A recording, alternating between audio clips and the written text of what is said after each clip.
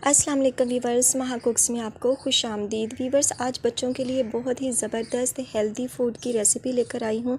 आप इसको 8 माह से ऊपर के बच्चों को खिला सकते हैं। बच्चे आपके बहुत ही खुश होकर एंजॉय करेंगे।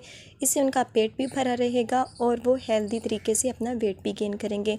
बहुत ही ज़बरदस्त रेसिपी है, तो इसे घर में ज़रूर ट्राई कीजिएगा। और अगर वीडियो पसंद आए तो वीडियो को लाइक ज़रूर कर दीजिएगा। तो चलें करते हैं फटाफट से वीडियो को स्टार्ट और बनाते हैं बेबी हेल्दी फूड। बिस्मिल्लाहिर्रहमानिर्रहीम। वीवर्स, मैंने ले लिया है एक फ्राई पैन और उसमें मैं घी शामिल कर रही हूँ 1 टीस्पून के करीब। आप यहाँ पर ऑयल का यूज़ भी कर सकते हैं।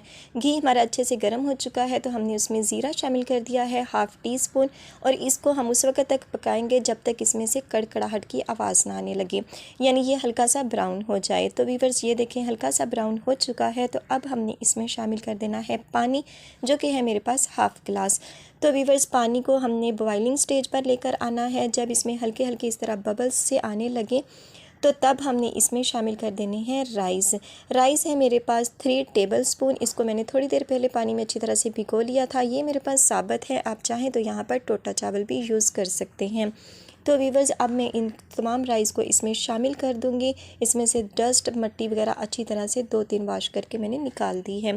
तो राइस यहाँ पर हमने शामिल कर दिया और अब इसको मैं पकने दूंगी तकरीबन 2 मिनट के लिए। तो 2 मिनट के बाद इसको दोबारा करेंगे चेक। तो वीवर्स, तकरीबन 2 मिनट हो चुके हैं। तो चलें अब हम इसको देख लेते हैं। बबल्स इस तरह बन रहे हैं। मीडियम फ्लेम पर इसको मैं पका रही हूँ और ये तकरीबन हाफ़ टन के करीब हो चुके हैं। अब इसमें मैंने नमक शामिल कर दिया है, थोड़ा सा मैंने नमक शामिल किया है। आप अपने टेस्ट के मुताबिक नमक शामिल कीजिएगा।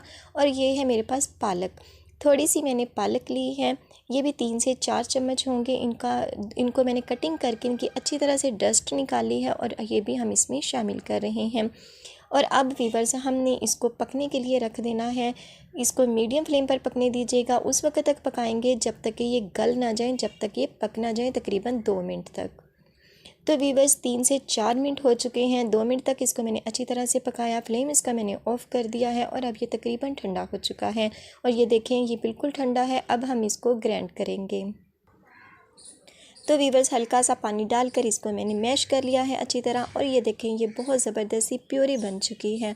बच्चों के लिए बहुत ही ज़बरदस्त और बहुत ही हेल्दी फूड।